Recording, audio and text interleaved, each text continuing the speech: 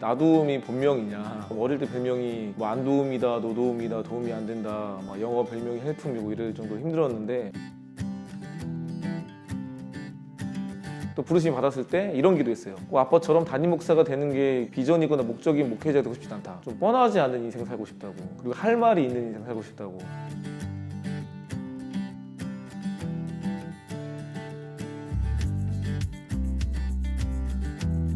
뭐 하는 게 여러 가지인데, 기본적으로 스쿨처치라고 말하는 학교에 예배 모임, 기도 모임 세워가는 사역이 원래 기본적인 사역이고요. 이렇게 이어지다 보니까 도움닫기라는 어떤 인스타그램 또는 페이스북, 유튜브 더 좋은 어떤 컨텐츠, 더 감동적이고 의미 있는 것들을 올리는 도움닫기라는 채널도 운영하고, 그 외에 네일로라고 스쿨처치를 만나고 다니다 보니까 자연스럽게 중고등 학생들이 청년이 되고 나서 여전히 만날 수 있는 장이 필요했는데, 친구랑 대화하다가 친구가 도움아, 네일로라는 게 있다. 이게 코레일이라는 우리가 알고 있는 철도공사에서 이제 여름 겨울마다 하는 여행 상품인데, 우리는 이거를 여행만이 목적이 아니라 전도와 선교를 섞자. 그 말이 신선해서 원래 아이네일로인데 어이네일로 바꿔가지고 이제 4명이 주님의 일로 떠나는 여행. 원래 처음 의미는 4명의 청년들이 일상을 벗어 청소년들을 만나 함께 로드를 걷는다 해서 네일로기도 한데, 어쨌든 4명이 한 주가 돼가지고 청소년을 만나러 가는 어떤 그런 응원하러 가는 여행 같은 게 있고, 그 외에도 뭐 쉐어하우스 같은 거라든지, 그 다음에 한 안타까운 청년의 죽음 이후에 듣게 된 익명상담, 당신의 이야기를 들어드립니다. 이런 다양한 것들이 이제 스탠드그라운드라는 이름으로 풀어내고 있고요. 그리고 최근에 이제 캠핑처치라고 이제 청년들을 위한 어떻게 보면 1박 2일 커뮤니티 같은 느낌이기도 하고, 캠핑 교회 이런 느낌으로 좀 그래서 청년들과 청소년들 만나는 삶을 살고 있습니다. 우선 스쿨처치라 말하는 학교에 예배 모임, 기도 모임 세워가는 사역은 저 어릴 때 추억이었어요. 제가 집이 전주이고, 전주에 일반 학교든 공립학교든 사립학교든 학교 안에 예배 모임, 기도 모임, 스쿨처치가 이제 상당히 일상적인 모임이었는데 신기했던 모임이었고, 왜냐하면은 어떻게 학생들이 자발적으로 이렇게 학교에서 모임을 하지? 미션스쿨이 아닌데, 기독교 재단이 아닌데, 또 이런 걸 많이 보기도 했지만 시간이 흐르면서 많이 사라져가는 게 안타까워가지고 2012년도에 1월달에 기도했죠. 제가 그때 총신 신대원 다닐 때, 하나님 지금도 이런 모임이 살아있습니까? 살아있으면 한 학교라도 가겠다고 기도했는데 바로 연결이 안 돼가지고 8월까지 못 가다가 이제 마음이 어려워졌죠. 원래 제가 그 지하철로 갈 수 있는 가까운 학교도 찾아가는 게 기도 제목이었는데 안 되니까 마음이 어려워져가지고, 그래서 하나님께 기도했어요. 하나님, 한숨을 쉬면서 거리 시간 상관없이 불러주면 가겠습니다. 그러니까 거리 시간 상관없이 불러주면 간다고 하다 보니까 그 응답이 돼가지고 결국은 한 번도 안 가봤던 지역들을 가게 된 일들이 생겨서 이렇게 스쿨처치를 하게 됐고, 또 뭐 친구랑 대화하다 아까 말한 것처럼 또 한 청년의 어려움 때문에, 또 한 청년의 죽음 때문에 이렇게 하게 된 그 이야기들마다 또 사연들이 있어요. 뭐 5년 전에 6년 전에 이걸 하겠다고 비전을 품고 기도해서 준비했다기보다 그때그때마다 주신 마음 가운데 기도하다가 반응하다 보니까 하고 있는 것들. 그러니까 저의 장점이라고 한다면은 한 번 하면은 이걸 끝까지 한다. 그러니까 단순히 한 번 하고 두 번 하고 단기적으로 끝내는 게 아니라 한 번 한 사역은, 한 번 한 활동은 계속 하려고 하는 그런 게 저희의 장점이거든요. 끊임없이 꾸준히 하는 게 저희 어떤 활동들이에요. 우선 이제 사람들이 오해하거나 궁금해하는 게 나도움이 본명이냐. 근데 본명이고요. 외할머니가 지으셨고, 물론 어릴 때 많이 고생했어요. 왜냐면 이름이 특이해서 어릴 때 별명이 뭐 안도움이다, 노도움이다, 도움이 안 된다, 막 영어 별명이 헬프미고 이럴 정도로 힘들었는데, 요즘에 좋은 건 이름이 특이해서 페이스북이든 인스타그램이든 유튜브든 저를 치면 저밖에 안 나온다는 개이득이 있지만 애들용으로 어릴 때 많이 힘들었어요. 지금이야 처음 보는 사람들 마음껏 편하게 만나고, 뭐 처음 만난다고 해서 뭐 이렇게 엄청 어색하거나 힘들어하지 않는데, 어릴 때 저에 대한 기억은 이름은 특이한데 존재감이 없는, 저에 대한 불만족과 자기 비하, 열등감이 많았던 사람이었어요. 제가 사람들 앞에서 잘 서서 말이든 노래든 어떤 악기든 짧은 순간이지만 그 어떤 재능과 능력을 가지고 사람들이 마음을 휘어잡으면 좋겠다는 마음은 있지만 그럴 수 없는 사람이었기 때문에 그게 저한테 좀 컴플렉스 같은 거였는데, 그때 그 순간 내가 빡세게 기도하고 눈을 떴을 때 그게 제 기도 응답대로 바로 바뀐 건 아니었지만, 시간이 흘러서 그분의 때에 그분의 방법으로 역사하신 걸 볼 때마다 좀 오래 걸렸지만, 그러니까 나는 까먹었지만 그분 잊지 않으시고 좋은 공동체, 좋은 친구들, 좋은 사람들과의 만남을 통해서 저희 열등감이라든지 잘 어울리지 못하는 모습들을 조금씩 바꿔가셨어요. 그래서 청소년이든 청년이든 어른들 만나다 보면은 제가 너무 내성적이에요, 사람들 앞에 쓰는 게 두려워요, 이런 걸 얘기하면은 저도 그렇다. 지금은 그렇게 안 보일지 모르겠지만 원래 엄청 내성적이었고 낯을 많이 가렸고 사람들과 친해지고 싶은 마음과 갈망은 있는데 그걸 할 수 있는 방법과 방식을 몰라가지고 상당히 끙끙 앓았던 사람이다. 근데 좀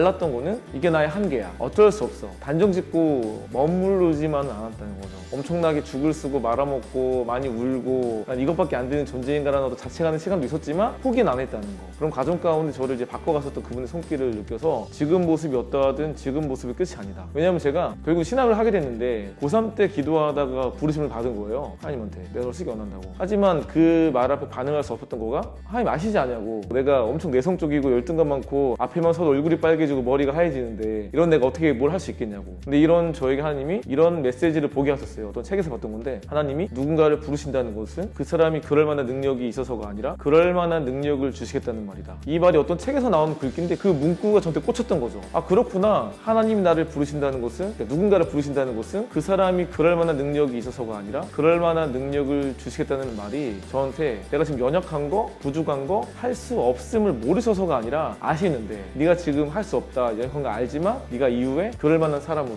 그럴 만한 존재로 만들어 가겠다는 그분의 메시지라는 게 와닿아서 거기에 믿음으로 반응했고 부족하지만 순종하겠다고. 많은 청년들한테 나도 그런 사람이었다. 나도 두렵고 열등감 많았고 감정의 기복이 심했던 사람인데 결국은 포기하지 않는 걸음 가운데 하나님께 저를 바꿔가셨다. 그럴 만한 존재로, 그럴 만한 모습으로. 그렇기 때문에 포기하지 말자. 나에게 그러셨던 것처럼 동일하게 우리 친구에게도 그렇게 역사하실 것이라는 말을 많이 하거든요. 그렇게 살고 있죠.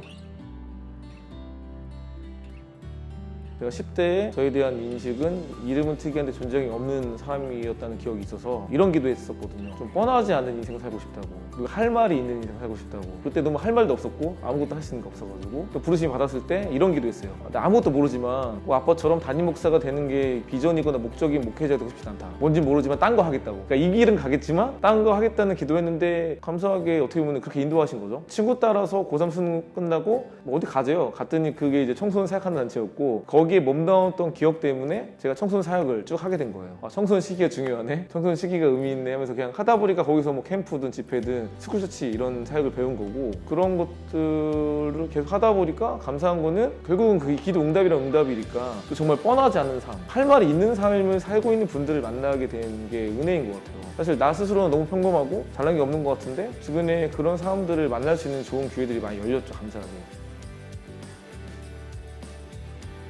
제 기억에는 아까 말했던 거리 시간 상관없이 불러주면 가겠다 기도했던 걸음 가운데 정말 곳곳에 있는 너무 귀한 사역자뿐만 아니라 너무 귀한 아이들, 너무 귀한 다음 세대들 만날 수 있었다는 게 저한테 너무 컸던 은혜인 것 같아요. 이런 거죠. 과거에 20년 전에, 30년 전에 이런 믿음의 용사들, 믿음의 어떤 선조들이 있었다는 얘기는 우리가 알고 책으로 봤던 적은 있지만 그게 여전히 이 시대에도 그런 역사가 일어나는 거에 대해서는 의문점이 있을 수 있는데 너무 신기한 아이들을 만날 수 있었던 거죠. 어떻게 요즘 이런 애들이? 요즘 같은 시대에 예배를 사모하고, 어떤 애 이런 애 있었어요. 학교에 스쿨처치 했던 친구인데 학교에 장소가 없어가지고 안 빌려주니까 원래 처음에 빈 교실 다니다가 복도에서 2년 동안 2명이서 예배 모임, 큐티, 기도 모임 했던 친구들이 있어요. 그게 너무 인상 깊었어요. 그게 불과 2년 전, 3년 전 이야기니까. 그러니까 2명이서 복도에서 한다는 게 얼마나 쪽팔리겠어요. 부끄럽잖아요. 근데 한 거예요. 주신 마음에 반응해서. 근데 걔가 고3 때 하는 말이, 몸이 안 좋아서 병원에 갔더니 의사 선생님이 하는 말이 너 지금 고3인데 지금 대학을 가는 게 중요한 게 아니야. 우선 쉬어야 되겠어. 고3인 아이한테 쉬라고 하는 말은 진짜 몸이 안 좋은 거잖아요. 당연히 부모님도 알고 쉬라고 했는데 그 아이가 했던 말, 저 버틸 때까지 버텨보려고요. 쉬어도 되는데. 왜냐하면은 하나님이 나 이거 하라고 이 학교에 보내셨다고. 이거 하라고. 어떻게 보면 쉽지 않은 고백인 거잖아요. 누가 강요하는 것도 아닌데. 근데 하나님이 나를 이 학교에서 기도하라고 예배하러 보냈다는 고백으로 버틴 거예요. 결국은 졸업을 했고. 근데 그 아이가 원래 그런 애가 또 아니었거든요. 원래는 똑같이 부모님에 대한 원망, 왜 나를 이런 집안에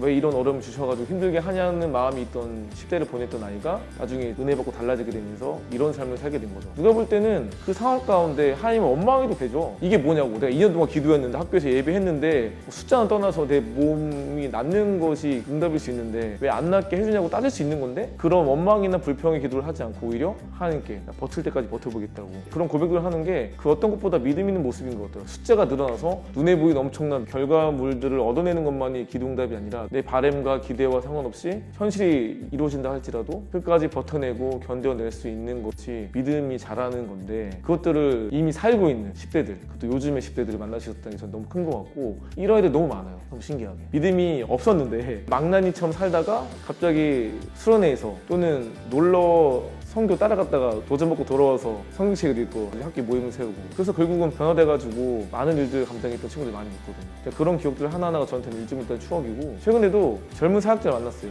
참 인상 깊었던 거는 25인가 6밖에 안 돼요. 그 지금 사역하는 교회가 첫 교회래요. 이제 3년차 군대 막 제대하자마자 상가교회였어요. 상가교회 중고등부 집회에 불러준 거예요. 코로나 시국에 기대감 없이 갔어요. 상가교회고 얼마나 많이 오겠냐. 교회에서도 좀 반대가 있었으니까. 근데 애들이 원해서 한다고 하더라고요. 갔는데 애들 생각보다 너무 많아요. 한 50명 이상 있는 거예요. 상가교회인데. 그것도 지하실에. 그것도 적게 온 거래요. 원래 한 거의 80명, 90명 된대요. 그래서 이게 뭐냐 그랬더니 이 친구가 너무 착해요. 뭐라는지 아세요? 너무 겸손한 거예요. 제가 아마 닮아서? 주변에 학교들이 많아요. 뭐 이런 얘기 하는 거예요. 학교들이 많다고 주변에 젊다고 애들이 많지 않는다. 그리고 남자들이 너무 많은 거 남자들이. 거의 뭐 반절 이상이었으니까. 요즘 애들 중에 거의 교회에 남자들도 여자들도 많은 교회들이 많은데 어떻게 보면 약간 야성 있는 교회 느낌이었고 그 전도사가 멋있었던 거는 자기는 처음 사역지를 고를 때 의도적으로 큰 교회가 아니라 작은 교회를 골랐대요. 그게 섬기고 싶어서. 그게 너무 멋있는 거예요. 왜냐면 제 주변에 너무 야망이 많고 욕심이 많아가지고 그게 물론 20대의 패기일지 모르겠지만 오히려 막 큰 교회, 대형 교회 우리가 볼 때 그 교회 갔다 가면 그 교회? 그 목사님 하는 교회를 가고 싶어하는 게 젊은 사역자들의 꿈일 수 있거든요. 근데 그럴 수 있는 친구가 오히려 그런 걸 꿈꾸지 않고 자기는 상가교회를 의도적으로 찾아서 갔다고. 처음 교회를. 그리고 다음에 나중에 또 다른 교회를 섬기게 된다면 그때는 더 작은 교회 가겠다고. 그게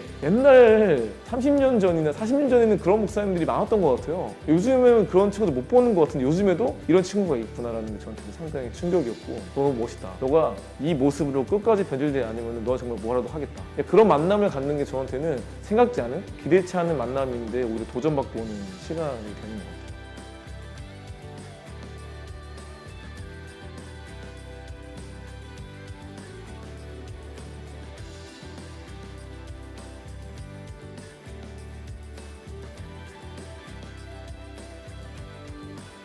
생각했던 말 중에 현존하는 미래. 이미 지금부터 미래이고 이미 지금부터 소망이고